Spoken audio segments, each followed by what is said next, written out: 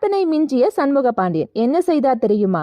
மறைந்த கேப்டன் விஜயகாந்தோட மொத்த குடும்பமும் பல நாட்கள் கழிச்சு ரொம்ப சந்தோஷத்துல இருக்காங்களாம். அதுக்கு காரணம் சண்முக பாண்டியனோட படைத்தலைவன் படம் கிராண்ட் சக்சஸ் ஆயிருக்கு. ஏஐ காட்சிகள்ல கேப்டனை பிக் ஸ்கிரீன்ல பார்த்த ரசிகர்கள் ஆரவாரம் செய்து அசத்திட்டாங்க. மேலும் மகன் சண்முக பாண்டியன் பல இடங்கள்ல கேப்டன மாதிரியே இருக்காங்கன்னு மெய்சிலுத்து போய் கமெண்ட் பண்றாங்க ரசிகர்கள்.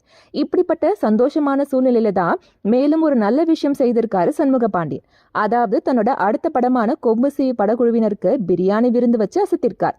அவர் யாரோட மகன்? அப்படித்தானே இருப்பாரு, அப்பா மாதிரியே இரக்கமான மனசுன்னு புகழ்ந்து தள்ளுறாங்க ரசிகர்கள் மற்றும் கொம்பு சிவி படக்குழுவினர்.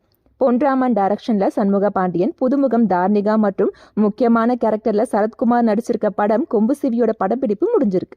இதை தொடர்ந்து படக்குழுவினர் எல்லோருக்கும் பிரியாணி விருந்து வச்சதோட சேர்த்து எல்லோருக்கும் புது ட்ரெஸ்ஸும் எடுத்து கொடுத்து ஸ்வீட் ஷாக் கொடுத்திருக்காரு குட்டி கேப்டன். ஒரு பக்கம் படைத்தலைவன் படம் வெற்றி பெற்றதால குஷி,